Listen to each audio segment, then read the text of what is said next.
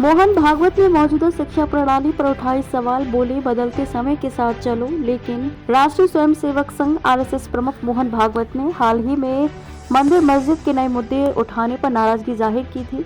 अब भागवत ने मौजूदा शिक्षा प्रणाली पर सवाल उठाए हैं। आरएसएस प्रमुख ने कहा कि शिक्षा प्रणाली को सीखने में बाधा नहीं बल्कि सुविधा प्रदान करने वाली के रूप में काम करना चाहिए। बदलते समय के साथ चलने की जरूरत भागवत ने जोर देकर कहा कि सिस्टम को बदलते समय के साथ तालमेल बिठाते हुए बुनियादी मूल्यों में निहित रहना भी जरूरी है। शिक्षा कोई व्यवसाय नहीं। बानेर में लोक सेवा ई स्कूल का उद्घाटन करने के दौरान बोलते हुए आरएसएस प्रमुख ने इस बात पर जोर दिया कि शिक्षा कोई व्यवसाय नहीं है बल्कि अच्छे इंसान बनाने का एक व्रत है। शिक्षा प्रणाली को सीखने में बाधा नहीं बल्कि सुविधा प्रदान करने वाली के रूप में काम करना चाहिए, सिर्फ नियामक की तरह न काम करें। शिक्षा प्रणाली मोहन भागवत ने कहा कि शिक्षा प्रणाली को केवल नियामक के रूप में काम करने के बजाय छात्रों को सशक्त बनाने के साधन के रूप में काम करना चाहिए। उन्होंने कहा कि शिक्षा प्रणाली को सुचारू संचालन सुनिश्चित करने पर केंद्रित होना चाहिए, न कि क्या करें और क्या ना करें लागू करने पर। राष्ट्रीय शिक्षा नीति की सराहना की। राष्ट्रीय शिक्षा नीति एनईपी की सराहना करते हुए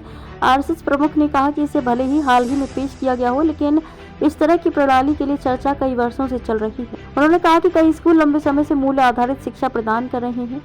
उन्होंने कहा कि नई शिक्षा प्रणाली पूरी तरह से लागू की जाएगी और यह देश को वांछित सपने की ओर ले जाएगी। उन्होंने कहा कि हमें समय के अनुसार खुद को बदलने की जरूरत है, लेकिन ऐसा करते समय हमें ये सुनिश्चित करना होगा कि हम अपने मूल मूल्यों से जुड़े रहें।